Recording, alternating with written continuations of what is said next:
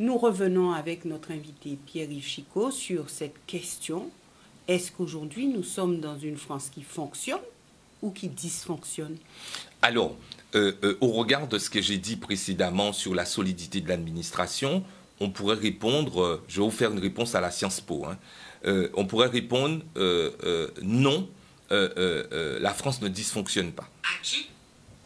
Cependant, nonobstant, en dépit de ça, il y a un dysfonctionnement puisque la Constitution de la Ve République, celle du 4 octobre 1958, prévoit que le pouvoir exécutif est bicéphale, c'est-à-dire qu'il a deux têtes, le président de la République et le Premier ministre. Donc, on a, de ce point de vue-là, un dysfonctionnement parce que, depuis les résultats des élections législatives, on a un pouvoir exécutif qui n'est pas bicéphale, il est unicéphale. Donc, il manque une tête. Et comme il manque une tête, qui est le Premier ministre, et quelle institution qu'est le Premier ministre, puisque l'article 20 de la Constitution dit que le gouvernement détermine et conduit la politique de la nation. À la vérité, le président de la République a une légitimité démocratique issue du suffrage universel depuis la réforme de 1962 qui avait été voulue par le général de Gaulle, mais politiquement, il a cette légitimité démocratique, mais en fait, dans la vie de tous les jours, le gros gaz, c'est le Premier ministre, puisque l'article 20 de la Constitution dit que c'est lui qui détermine et conduit la politique de la nation. Le président de la République, c'est pour ça que tout à l'heure j'ai évoqué la question de la séparation des pouvoirs, n'a pas le droit d'aller à l'Assemblée nationale, sauf depuis 2008, où il a une possibilité d'aller à l'Assemblée nationale, de s'adresser devant la représentation parlementaire, mais c'est extrêmement rare. Et le fait qu'on n'ait pas le gros gaz prévu par la Constitution et prévu par l'article 20 de la Constitution, on est dans une large mesure, en particulier si on pense au fait que le budget de l'État doit être voté, puisqu'il y a un projet de loi de finances, il y a une loi de finances qui est votée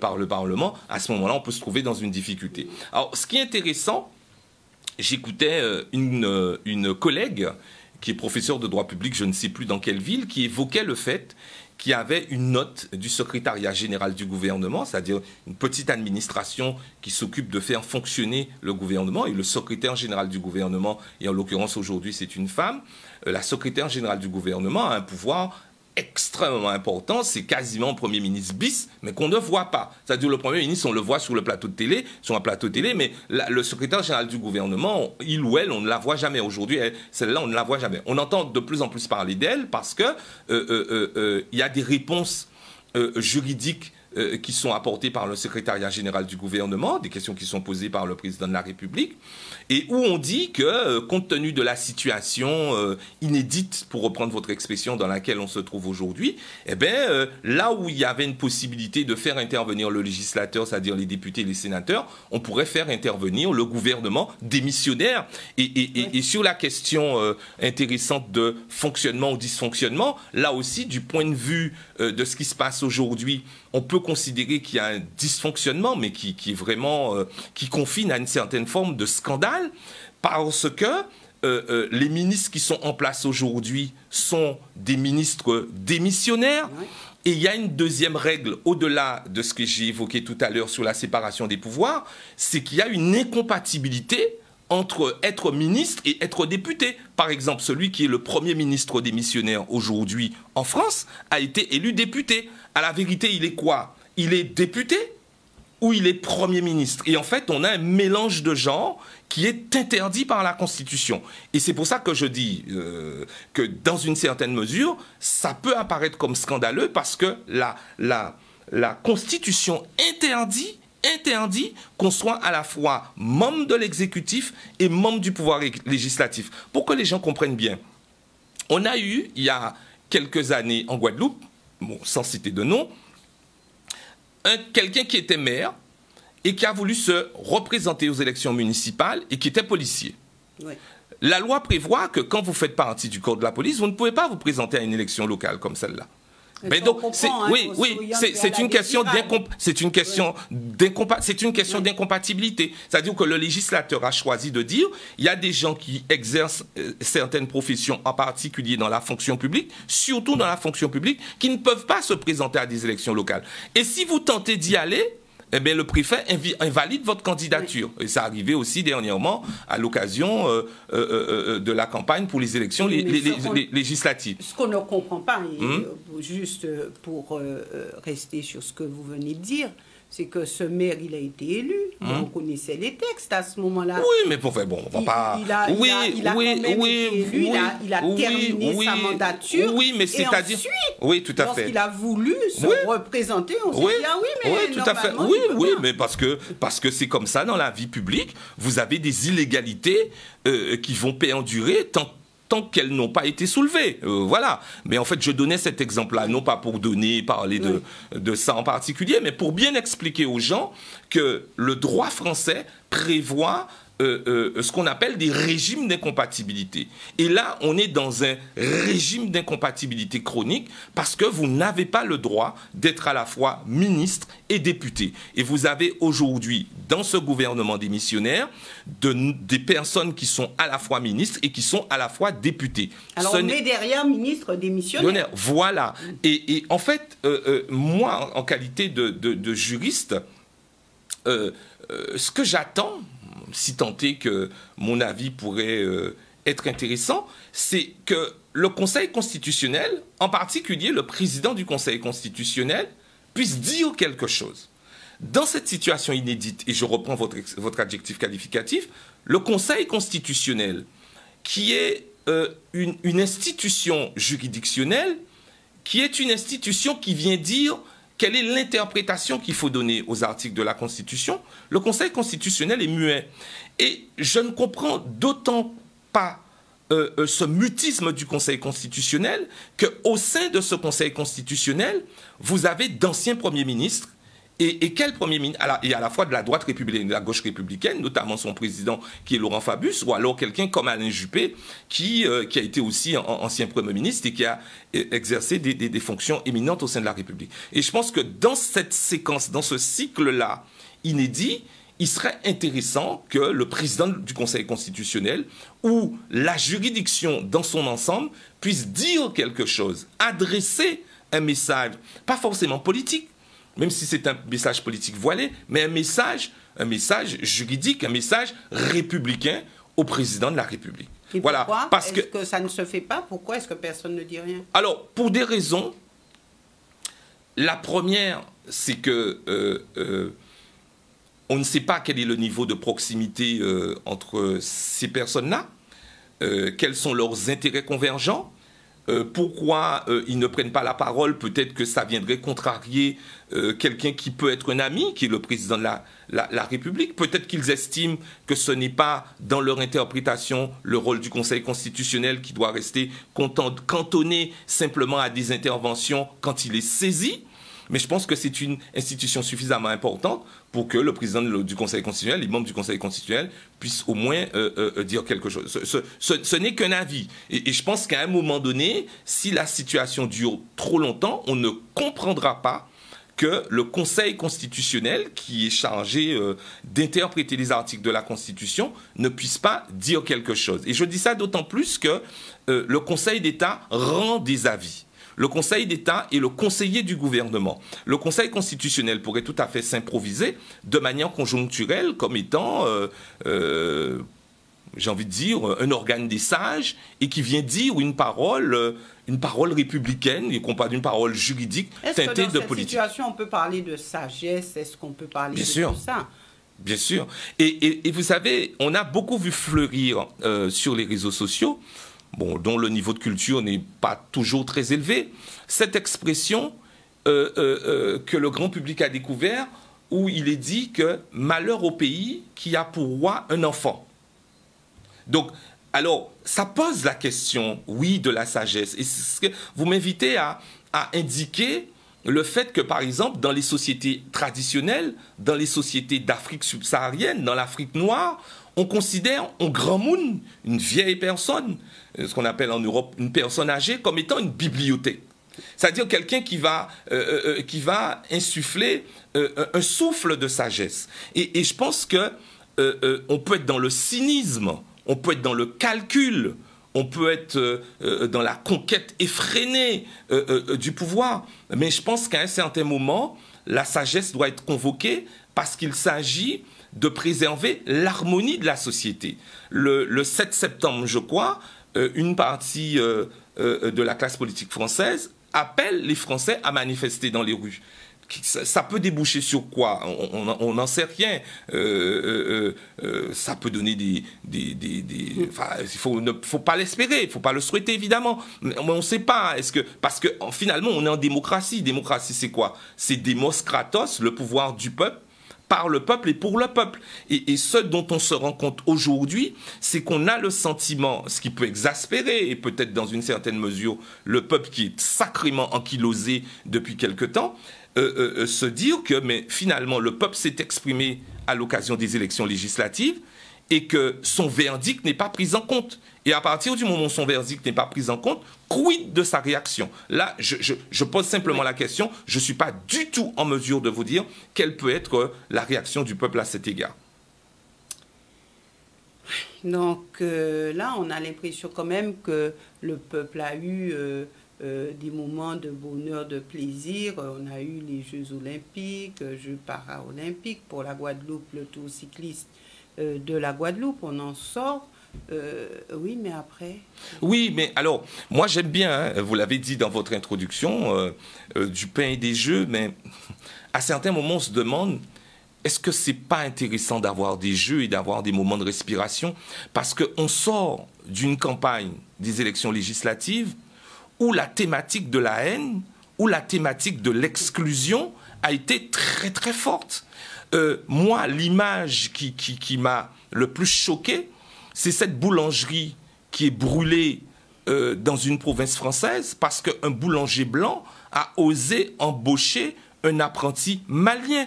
Et si, en incendiant la boulangerie, les deux avaient brûlé, avaient péri par le feu, ben, qu'est-ce que ça voudrait dire? Donc, et en fait, cette séquence des Jeux Olympiques est arrivée pour moi comme une contre-culture de la culture de la haine et a permis de démontrer et de mettre en évidence toute une série de séquences historiques précisément de l'histoire de France, qu'on a un Teddy Riner qui est combien de fois champion du monde, qu'on a une Guadeloupéenne avec des cheveux afro qui vient chanter la Marseillaise, qu'on a Marie-Josée Pérec qui vient allumer la flamme, parce qu'il y a une partie du territoire national qui est peuplée de nègres. C'est ça. Donc ça renvoie les gens à une certaine réalité. Et puis le deuxième élément, quelles sont les personnes qui font résonner la Marseillaise? Quelles sont les personnes qui vont conférer une certaine de fierté nationale à la patrie? Ben, ce sont des gens qui ont un phénotype qui n'est pas un phénotype caucasien, qui n'est pas un phénotype européen. Et ça a permis, dans une certaine mesure, de remettre les pendules à l'heure. Alors, il ne faut pas penser que ça va durer très longtemps, hein, parce que moi, j'ai rapidement dit que quelque temps après, que les discours, les slogans, en particulier dans certains médias, le même argumentaire sans fond des mêmes va revenir, où l'immigré, celui qui vient ailleurs, est l'alpha et l'oméga de toutes les difficultés de la société française. Et je trouve que ce moment des Jeux Olympiques, je le répète encore une fois, l'expression me vient là comme ça, a été une contre-culture de la culture de la haine qui a failli l'emporter à l'occasion des élections législatives. Les gens ont le droit d'avoir les idées qu'ils veulent, mais à partir du moment où on vit en société, même quand vous vivez chez vous, dans une famille, un papa, une maman, ou quelle que soit la forme de la famille, on se réveille, on dit bonjour. On vous donne quelque chose, vous dites merci. C'est-à-dire qu'il y a des règles à respecter quand on vit en société. Et la société doit faire attention, quelles que soient les idéologies qui sont véhiculées, les préférences qu'on peut avoir, faire attention à ce que la stigmatisation ne soit pas de nature à faire exploser la société. Et je dis ça avec d'autant plus de gravité que pratiquement pendant les Jeux olympiques ou un peu de temps après les Jeux olympiques, ce qui s'est passé en Grande-Bretagne, où il y a eu quasiment une situation de guerre civile liée, encore une fois, à des conflits raciaux. Voilà. Donc, je pense que du pain et des Jeux, oui, mais que ce temps des Jeux olympiques a été l'occasion, même si plein de choses ont été dites sur la cérémonie d'ouverture, moi je ne veux pas rentrer dans ça, on n'a pas forcément eu les mêmes lectures, bon, moi je ne l'ai même pas regardé, mais en tout cas, on a vu qu'il y a quelques mois, il y a des gens qui avaient un profil phénotypique particuliers qui étaient désignés comme devant rentrer chez eux, comme étant à l'origine de tous les maux de la société française. Et puis finalement, on a vu qu'à l'occasion d'une grande compétition internationale, que la fierté nationale a été portée par des gens avec ces mêmes phénotypes-là. Donc ça a été l'occasion de mettre la Guadeloupe notamment à l'honneur. Oui, oui, si on veut, moi, si on veut. De toute façon, nous faisons partie de la République jusqu'à nouvel ordre. Et moi, je trouve que c'est dans la normalité que Teddy Riner et Marie-Josée Pérec, qui a été une immense championne, soient ces deux-là qui allument la vasque. C'était pas incohérent. Autant il y a eu débat pour Ayana Kamura, mais il n'y a pas de débat sur Teddy Riner et sur Marie-Josée Pérec. Voilà, c'est comme ça. La fierté de la France est guadeloupéenne. Oui, à certains égards, on peut dire ça. Comme la fierté de la France a été aussi le jeune Léon Marchand. Voilà. Et c'est pour ça que j'insiste sur l'importance de la diversité. C'est pour ça que j'insiste sur l'importance de la contribution de chacun avec son talent. Et ce qui importe, c'est pas le phénotype, c'est pas l'accent. Mais ce qui importe, c'est la contribution précieuse que chaque individu va apporter au progrès collectif de la société. Voilà, c'est tout simplement ça qui, enfin en tout cas moi, qui m'importe, hein, parce que je préfère de loin une situation de paix, et je pense que nous sommes une grande majorité à être comme ça, je préfère de loin une situation de paix qu'une situation où en permanence on va alimenter des tensions qui vont monter les individus les uns contre les autres. Alors il n'en reste pas moins vrai que la France est dans une situation extrêmement difficile avec une note qui se dégrade au fur et à mesure. Est-ce qu'il y a de quoi être serein? Est-ce qu'il y a de quoi se dire qu'on est en sécurité dans cette France-là? Sécurité économique, sécurité culturelle, sécurité politique, sécurité dans tous les sens. En tout cas, sur le plan économique, c'est une question complexe.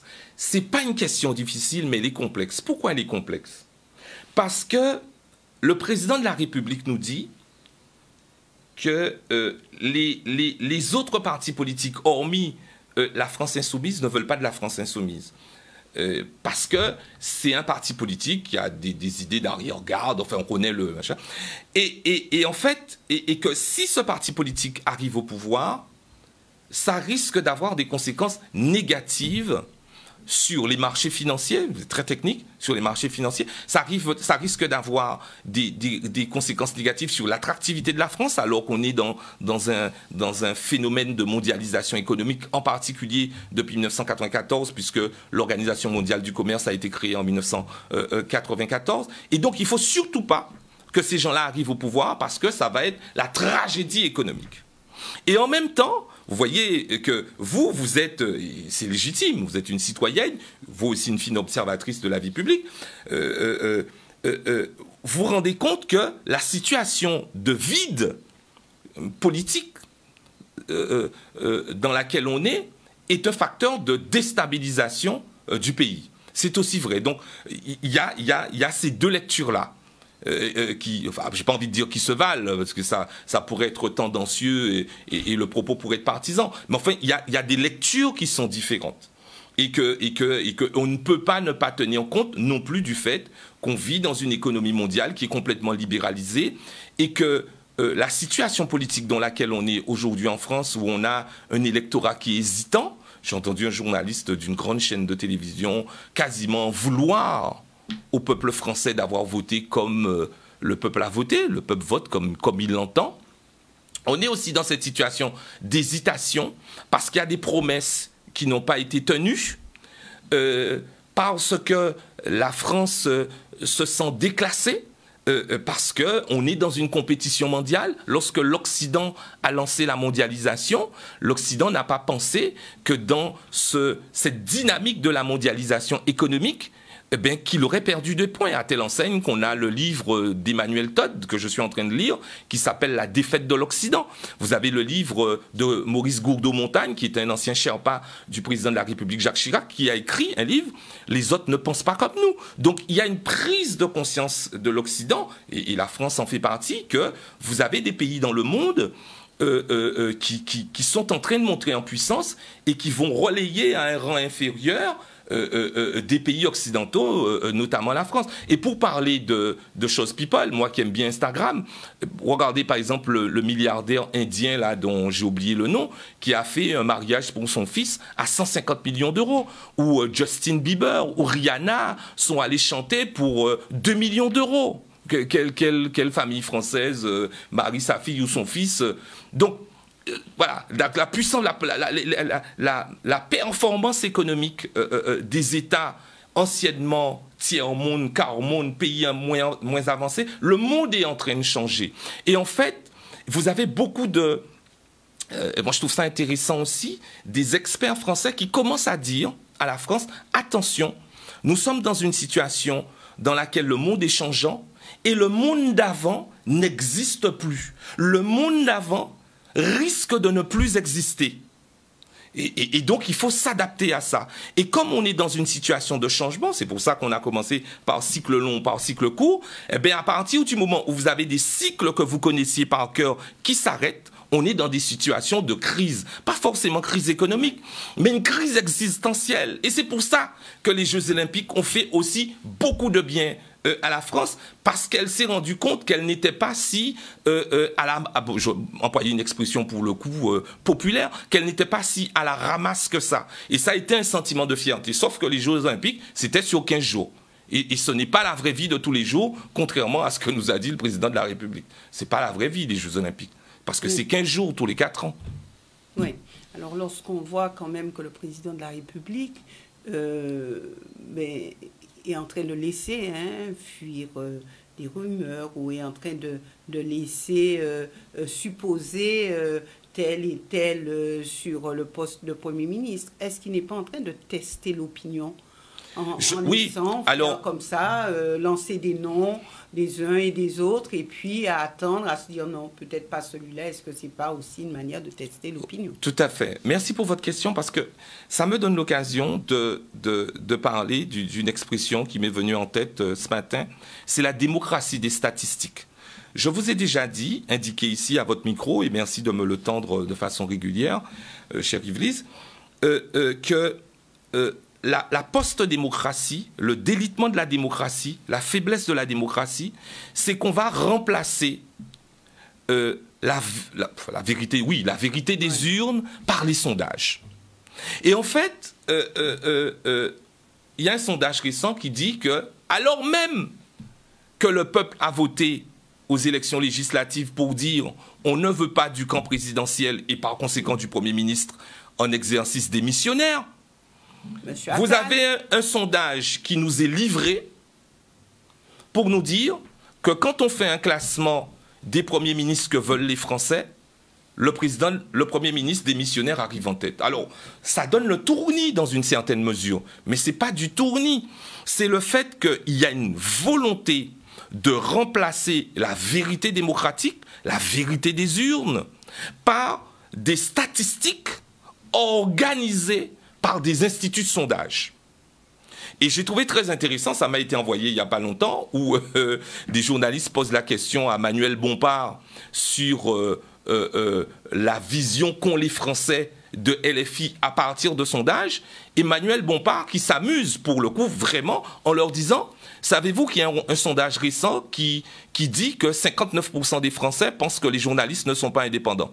56% des Français pensent que les journalistes ne résistent pas à la pression. Et là, grand silence sur le plateau, parce que l'argument qui sont opposés fréquemment par les journalistes pour dire tel pourcentage de Français sont... Mais on ne peut pas vérifier ça. Moi, je ne suis pas mathématicien.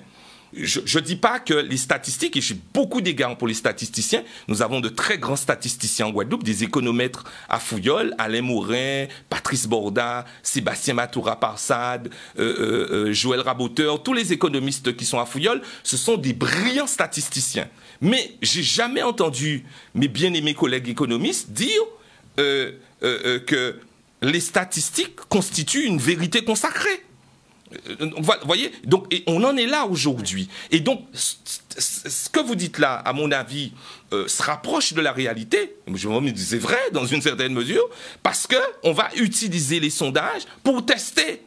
Et puis finalement, qu'est-ce qui peut se passer? Le président de la République, moi je ne sais pas, moi je fais de la politique fiction, va nous dire, j'ai consulté, vous l'avez vu, j'ai consulté pendant des semaines, personne ne voulait, ou c'est pas machin, et finalement, il s'est révélé, il a été révélé que celui que les Français gardent dans leur cœur, c'est Gabriel Attal. Alors même qu'il a été déjugé. Alors là, je me demande si ce ne sera pas la révolution. Et là, à mon avis, on joue avec le feu, parce qu'on a une Assemblée nationale depuis quelques années qui ne ressemble pas à ce qu'elle a ressemblé depuis très longtemps, plutôt de bonne loi, avec des comportements courtois, etc. Là, on est vraiment dans la foire d'empoigne aujourd'hui à l'Assemblée nationale. Et il faudrait qu'il fasse, moi je n'ai pas de conseil à lui donner, je suis beaucoup trop modeste, mais qu'il y ait une certaine prudence qui soit observée pour qu'il n'y ait pas le feu qui prenne à l'Assemblée nationale et puis finalement dans les rues.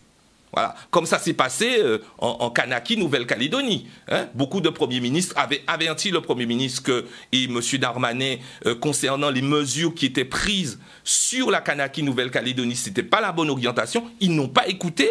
Et jusqu'à aujourd'hui, on a un très beau pays que j'ai visité, le Kanaki, Nouvelle-Calédonie, qui est aujourd'hui un pays qui est complètement dans la crise sociale, dans la crise économique. Et je reviens encore une fois sur la question de l'harmonie sociale, sur le fait de ne pas pointer le doigt sur tel ou tel comme étant à l'origine de tous les problèmes. Eh bien, ce qui se passe aujourd'hui en Kanaki, Nouvelle-Calédonie, c'est un exemple de la désharmonie sociale, parce que... Est-ce qu'il y a un risque pour la France? Oui, bien sûr, évidemment. Ah, par contre, de ce point de vue-là, je crois qu'on est sur une poudrière. Ah oui, pour ceux qui vont... Et qu'est-ce qui peut faire tout exploser? Voilà, là, vous me posez une question à laquelle j'aurais du mal à répondre. Mais je crois que j'évoquais tout à l'heure en début d'émission l'article 5 de la Constitution, et je l'ai souvent dit, l'article 5 de la Constitution, c'est un article qui est très important pour le président de la République. Le président de la République doit être un président arbitre. Ça doit être le pater familias. Ça doit être la maman guadeloupéenne dans la famille monoparentale qu'on a beaucoup connue et qu'on connaît encore en Guadeloupe. Et Madame là qui a levé 6-7 timounes tout seul qui va amender pour mon aïe. C'est ce qu'on attend de lui. Une poule qui rassemble ses enfants. Et malheureusement, ce n'est pas lui faire un procès ou être malveillant vis-à-vis de lui en disant que ce qui lui a certainement manqué jusque-là, c'est sa capacité à rassembler, à renoncer, à faire marche arrière lorsqu'il a pu sentir que la masse, la plèbe, le peuple, le démos ne le suivait pas. Ce qu'a été capable de faire François Mitterrand, Jacques Chirac et les autres présidents de la Ve République avec sa fameuse formule où il a souvent répété « je ne céderai sur rien ». On ne peut pas gouverner et présider en disant « je ne céderai sur rien » puisque vous n'êtes pas tout seul. La France est un pays de près de 65 millions d'habitants. Un président de la République n'est qu'un élément qui a été élu à un moment donné de l'histoire politique par les citoyens, et le président de la République est dépositaire des citoyens. Voilà. Et alors, donc on peut se poser la question, est-ce qu'il reçoit ses ordres du peuple ou est-ce qu'il reçoit ses ordres d'ailleurs? C'est une vraie question à mon avis. Ah oui, d'ailleurs, ça veut dire... D'ailleurs, mais ça peut être du très grand capital. De ceux qui disent que, surtout, vous ne me nommez pas tel Premier ministre parce que ça pourrait déranger nos affaires. Ça existe. Pour le coup, je ne suis pas dans la politique fiction et je fais une comparaison avec ce qui se passe à Bruxelles. Un ancien député européen comme Jean-Jacob Pissep pourrait vous le dire parfaitement, c'est que... À Bruxelles, la décision politique, la décision publique ne procède pas du peuple. C'est pour ça qu'il y a un tel écart entre les citoyens et la politique européenne. C'est que la politique européenne ne procède pas du peuple, mais procède de plusieurs milliers de cabinets de lobby qui sont installés à Bruxelles et qui vont aller influencer les commissaires. Donc, les commissaires à Bruxelles ne prennent pas leurs ordres du peuple. Pour le coup, c'est très vrai. Ça a été étudié, les lobbies à Bruxelles qui sont présents par milliers. Ils n'obéissent pas au peuple. Ils obéissent à des intérêts, à un moment donné, qui peuvent leur correspondre. Mais qui influence le président de la République? Il faudrait poser la question, cher Yves Boissé, à ceux qui sont dans sa proximité. Moi, je ne le suis pas et je ne l'ai jamais été et je ne souhaite pas l'être. Oui. Maintenant, vous avez dit, nous sommes sur une poudrière, alors je crois que oui. beaucoup s'en rendent compte. Oui. Qui peut claquer l'allumette? Ben, c'est ce que j'indiquais. C'est-à-dire que quand vous avez un président de la République qui ne prend pas toute la mesure de l'article 5 de la Constitution, qui, la règle de la Ve République, c'est le parti ou la coalition de partis qui est arrivé en tête, qui doit, c'est de ses rangs que le Premier ministre doit être issu. Dans le cas d'espèce, on peut aimer, pas aimer. Le groupe majoritaire qui arrive en tête avec une très courte majorité, certes, c'est le nouveau Front populaire. Donc, ils devraient en prendre acte. Si c'était le Rassemblement national qui était arrivé en tête, c'est-à-dire que les résultats du premier tour des législatives avaient été le résultat du second tour, on aurait nommé Jordan Bardella Premier ministre. C'est la règle de la Ve République, c'est la règle démocratique. Et qu'on aime ou qu'on n'aime pas, mais on respecte la règle démocratique. C'est comme ça. Et dans le cas d'espèce, on est dans un blocage parce qu'on invoque le fait que la majorité à l'Assemblée nationale du NFP est beaucoup trop courte pour gouverner. Mais ça, il faut le mettre à l'épreuve de la pratique, de l'empirisme. Si le gouvernement est censuré, il va en prendre acte, mais on ne peut pas précéder une éventuelle censure du nouveau Front populaire parce que ça ne correspond pas à votre obédience idéologique. La Ve République n'a jamais fonctionné comme ça. Alors, lors de la dissolution de l'Assemblée nationale par le président de la République, beaucoup n'ont rien compris. Aujourd'hui encore, personne ne comprend rien à sa stratégie. Donc, est-ce qu'on peut se dire qu'on a un président de la République incompréhensible? On a un président de la République qui, en fait... je ne dirais pas qu'il fait du n'importe quoi, puisque bon, c'est quand même un président de la République, mais qu'on n'arrive pas à cerner, qu'on n'arrive pas à entrevoir ou à voir où il veut mener la France, où il veut mener le pays.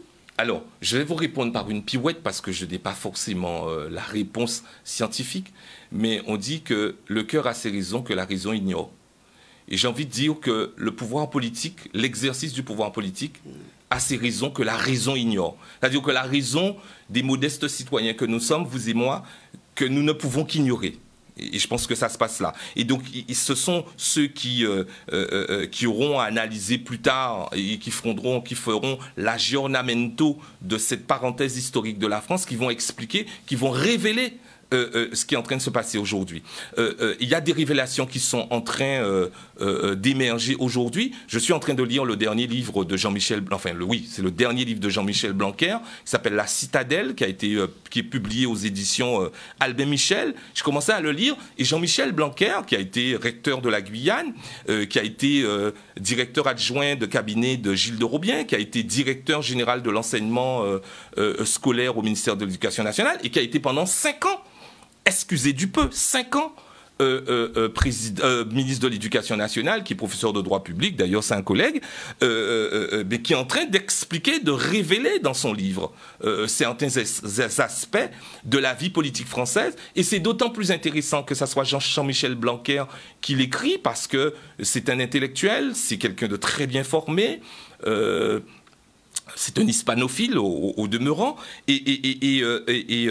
et c'est quelqu'un qui n'est pas un politique, c'est pas un politique carriériste.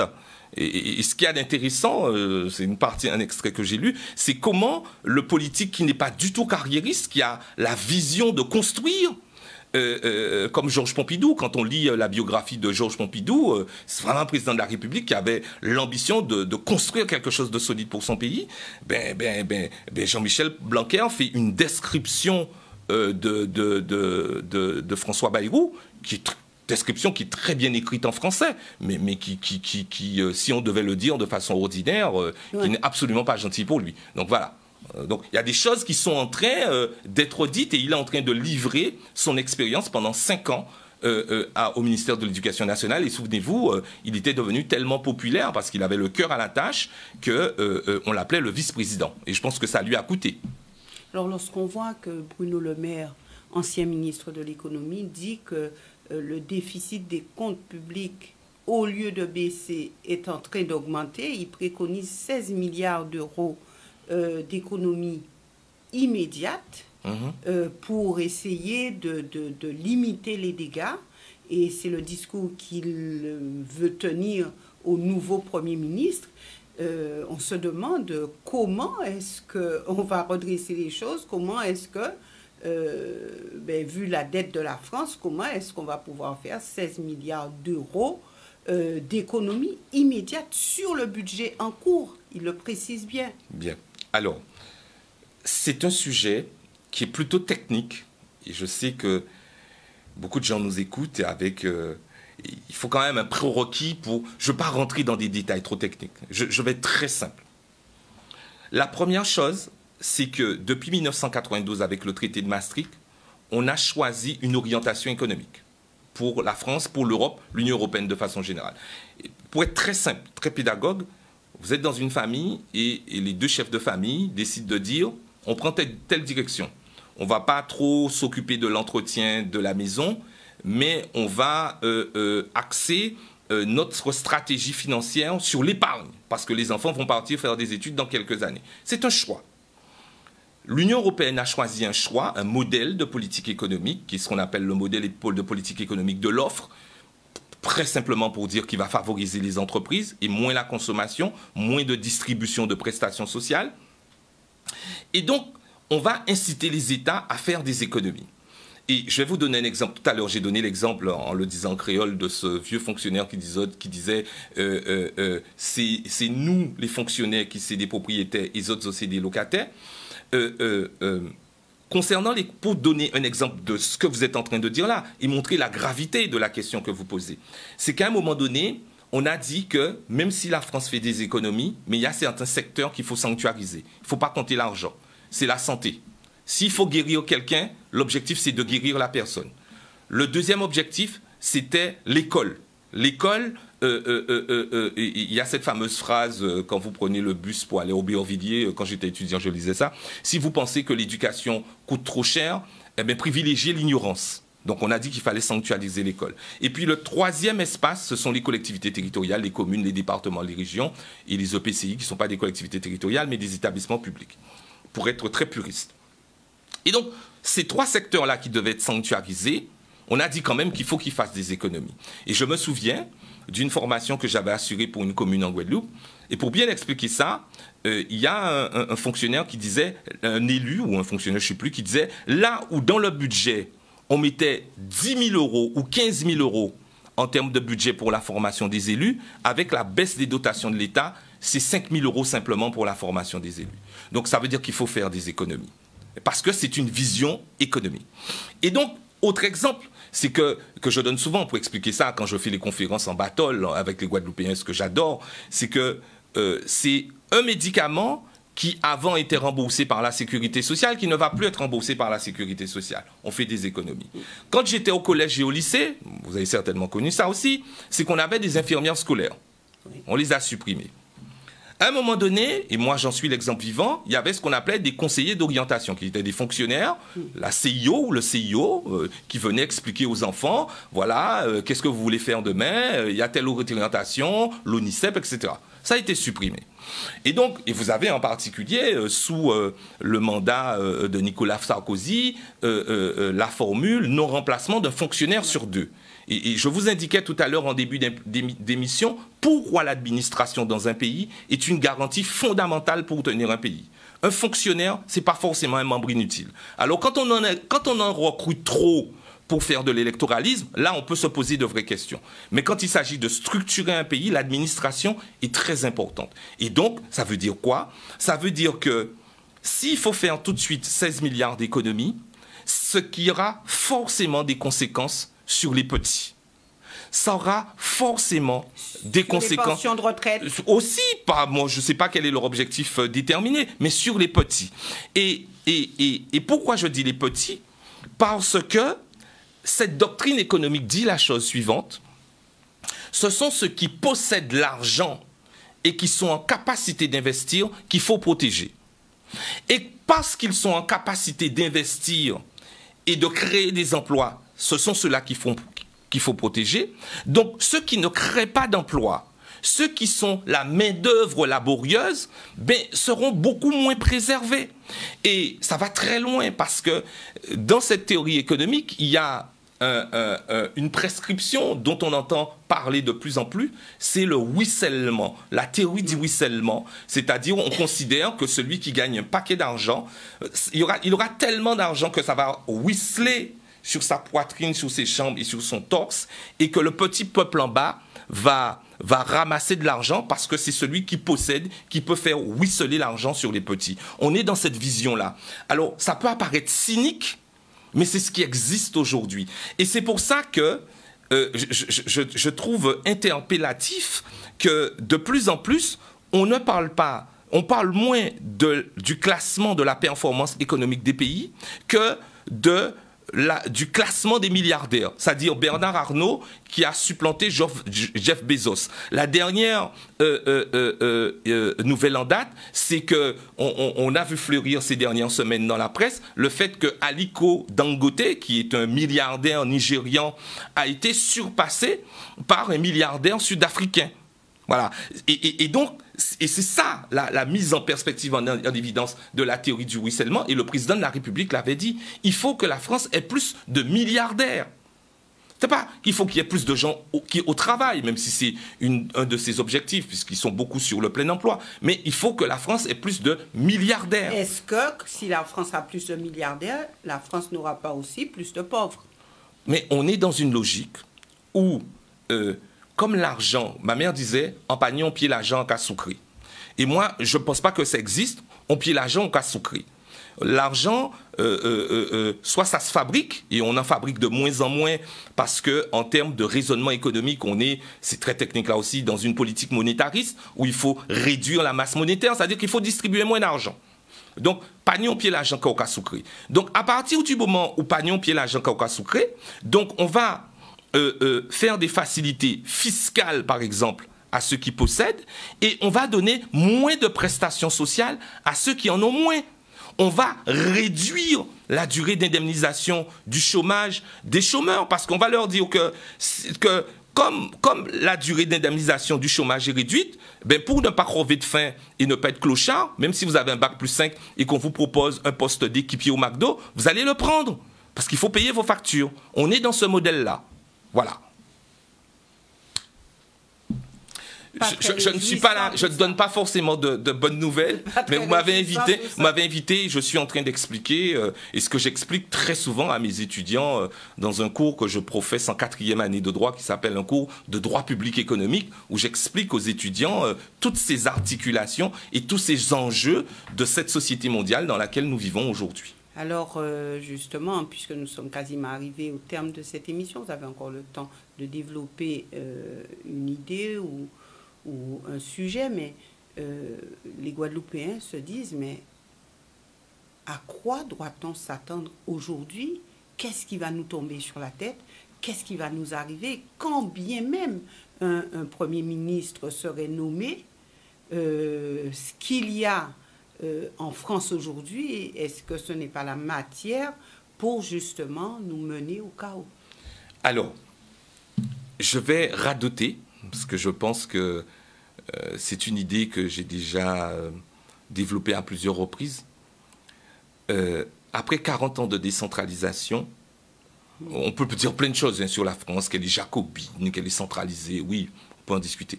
Mais après 40 ans de décentralisation, il y a désormais des politiques publiques européennes, il y a désormais des politiques publiques, il y a des politiques publiques nationales, et depuis 40 ans, nous avons la capacité de penser, de conceptualiser nos politiques publiques locales.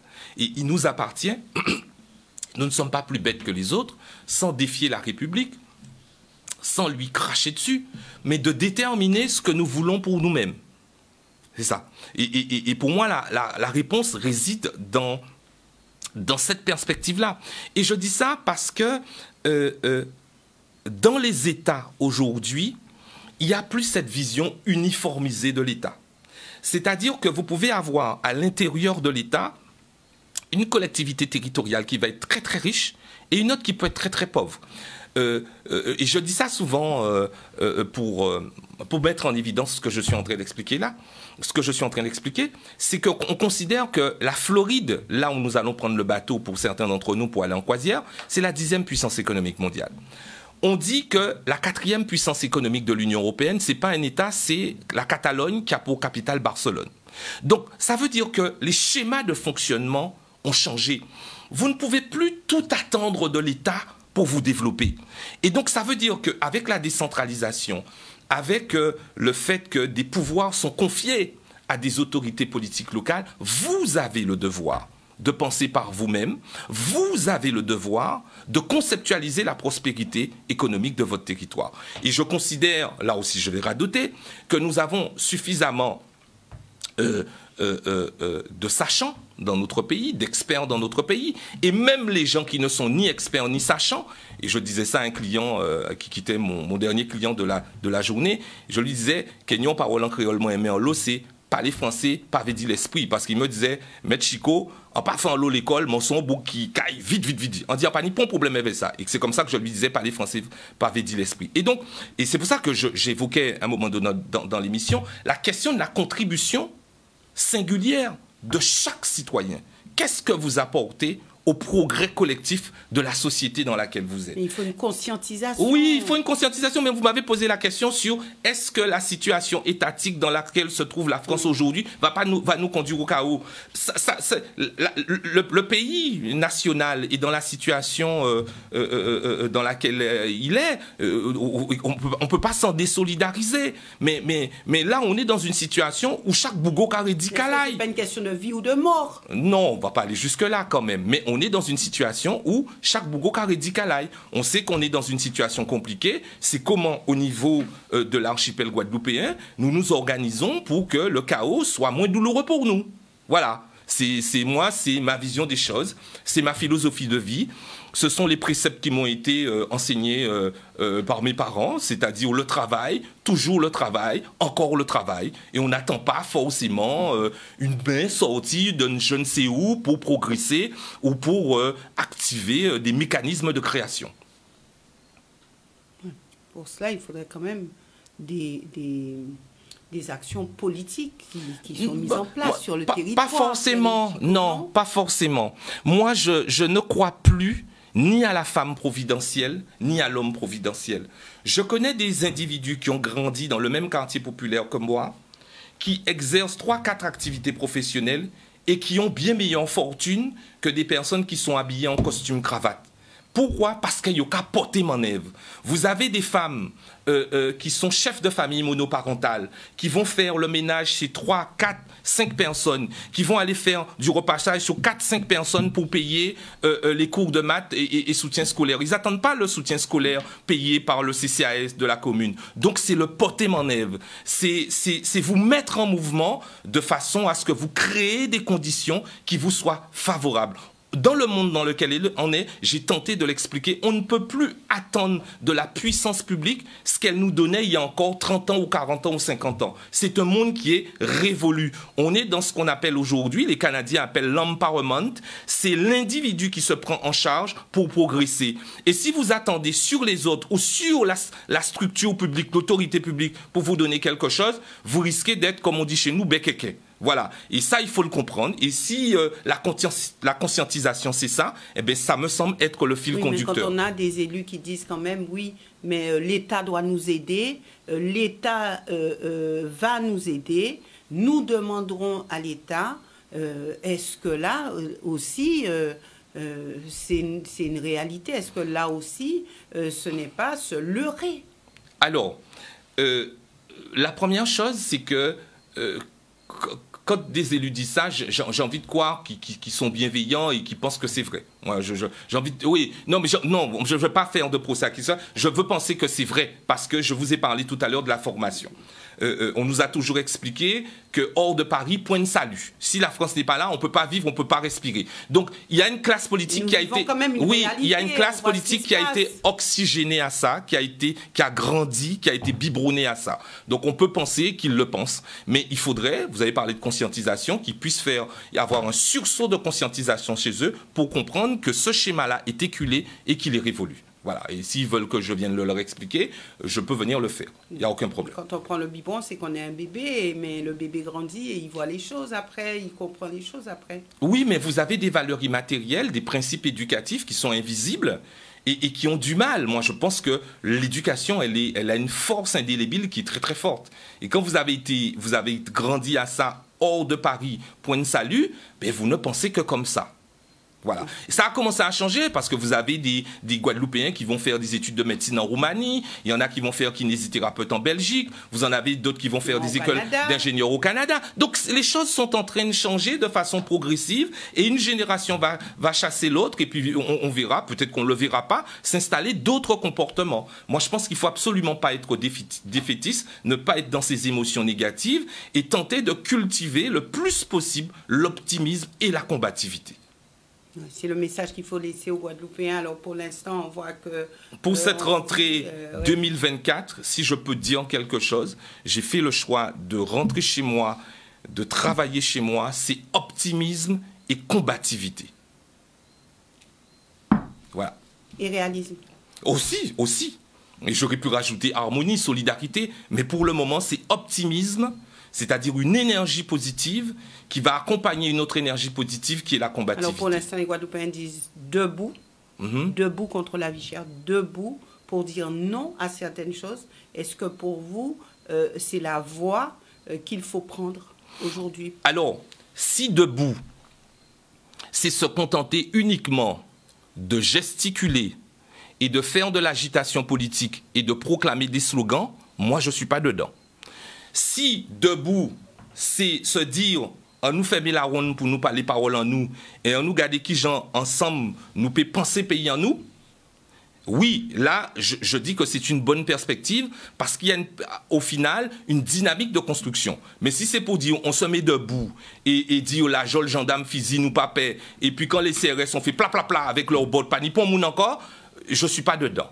En revanche, si se mettre debout pour fermer la ronde et se dire que chacun a sa place, quelle que soit son origine, la texture de ses cheveux, la grosseur de son nez, il vient apporter quelque chose pour la construction collective, à ce moment-là, oui, on peut... Debout contre la vie chère, pour vous, c'est ça? Oui, parce que debout contre la vie chère, ça veut dire ne pas être sempiternellement dans la génuflexion vis-à-vis des grands distributeurs, mais se dire comment nous, en qualité de consommateurs, nous pouvons élaborer des stratégies parallèles de façon à créer une forme de... peut-être pas de dépendance des distributeurs, mais leur démontrer que la dépendance qu'on a vis-à-vis d'eux peut s'amenuiser. Moi, je pense que la réponse se situe... Moi, je n'ai rien inventé, hein, c'est le consumérisme. Hein, ça s'appelle le consumérisme. C'est-à-dire des consommateurs qui sont organisés de façon à constituer une force et que cette force-là soit prise en compte par celui qui te vend quelque chose. Mais si vous y allez béatement tous les samedis après-midi pour pousser un chariot et vous étiez venu prendre un produit et que finalement vous en prenez 10 et qu'au bout du compte, la carte elle est bloquée parce qu'elle ne passe pas, il y a un petit problème. Et puis il y a un autre élément, parce que j'aime beaucoup les travailleurs sociaux, les assistantes sociales, les conseillers éducatifs de la vie sociale et familiale. Alors, on peut aussi, et ça, il y a des collectivités qui peuvent faire ça, qui ont cette compétence-là, c'est de créer une armée de conseillers en éducation sociale et familiales qui iront expliquer aux familles comment on bâtit un budget, comment on organise un budget. Il y a des choses à mettre en place. C'est pour ça que je répète encore une fois, optimisme et combativité. Voilà, mais nous nous quitterons donc sur ces notes, nous nous reverrons effectivement sur d'autres sujets et puis nous suivrons de près la décision d'Emmanuel Macron, président de la République. Nous verrons quand est-ce qu'il décidera de nommer un Premier ministre. En tout cas, merci Pierre-Yves Chicot. Avec grand plaisir. D'être venu sur ce plateau. Merci aussi à vous, téléspectateurs, de nous suivre régulièrement. excellente fin de soirée à tous.